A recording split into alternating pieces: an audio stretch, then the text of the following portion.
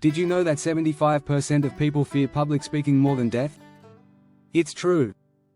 This fear, known as glossophobia, can hold many talented individuals back from sharing their ideas. But here's the shocking part: you don't need a perfect voice to connect with your audience. In fact, a study from Harvard University found that 93% of communication is nonverbal. This means your body language and emotions matter more than the sound of your voice. So, why do so many believe that a flawless voice is the key to great speaking? It's time to challenge that belief. In this video, we'll explore why your unique voice can be your greatest asset, even if it's not perfect. You'll discover practical strategies to help you use your voice, body language, and storytelling skills to captivate any audience. Are you ready to unlock the secrets of great speaking? Let's dive in and find out how you can become a powerful speaker, regardless of your voice. Chapter 1: The myth of the perfect voice. A lot of people think that having a great voice is the key to being a great speaker. But that's just not true. In fact, research from Yale University shows that speakers who embrace their natural speaking style are seen as more authentic and relatable. Listeners connect with your message, not your vocal perfection. Think about Elon Musk. He doesn't have the smoothest or most polished voice, but he holds people's attention. Why? Because people care about what he says, not how he says it. Your message is the most important part of speaking, not the tone or texture of your voice. The truth is, a perfect voice can sometimes feel distant or even robotic. People want to hear from someone real. A quote from Seth Godin's book The Dip says, "People don't believe what you tell them. They rarely believe what you show them. They often believe what their friends tell them. They always believe what they tell themselves." This shows that your words and how they resonate with your audience matter more than how flawless your voice sounds. So, forget the myth of the perfect voice. Authenticity is far more important. The best speakers use their unique vocal qualities as a tool, not a flaw. And you can, too. Chapter 2: Your voice is a tool, not a trophy. Instead of chasing the idea of a perfect voice, think of your voice as a tool. Great speakers know how to use this tool to create emotion, tension, and connection. A study by Quantified Communications found that only 38% of communication comes from vocal delivery, while body language and words matter even more. This means that your vocal imperfections don't define your ability to be a great speaker. Your voice doesn't need to be perfect to be effective. If you've ever listened to Morgan Freeman or Brené Brown, you've noticed how they use their voice in different ways to pull you into their message. Their voices aren't perfect, they're distinct. Here's a strategy to help: practice vocal variety.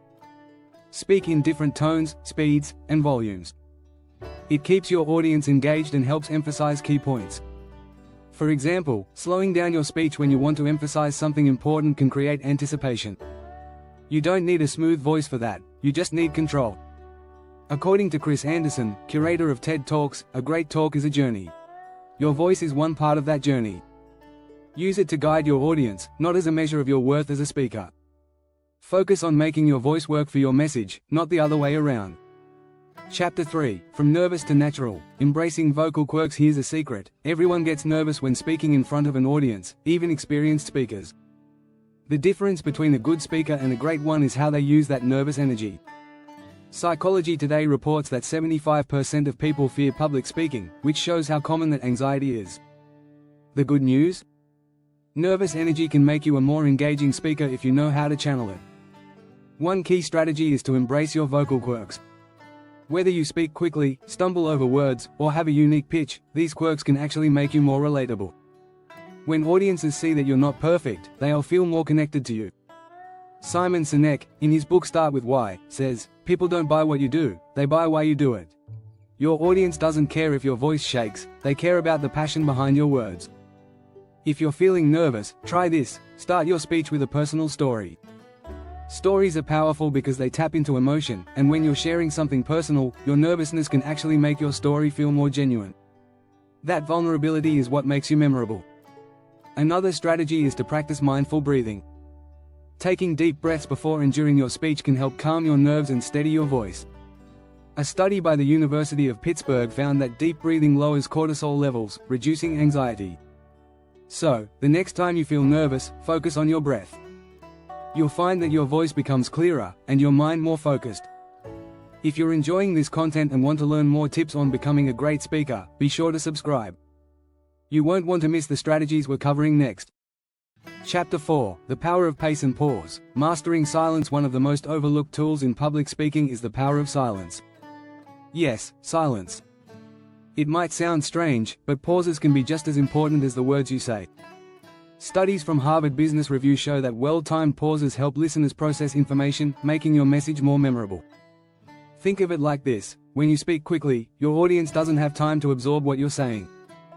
But when you pause, even for a few seconds, it creates space. This space allows your words to land.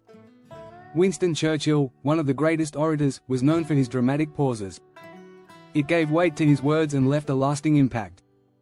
Here's a practical strategy: when you reach a key point in your speech, pause. Let your audience feel the importance of your message before moving on. Carmine Gallo, in Talk Like TED, writes that great speakers often pause after they make an important point. It creates suspense and allows the audience to digest the information. Another benefit of pauses? They give you time to breathe. Nervous speakers tend to rush through their material, but strategic pauses can slow you down and keep you calm. Try counting to 3 silently after making a key point. It feels longer than it sounds but adds power to your delivery. Don't fear the silence.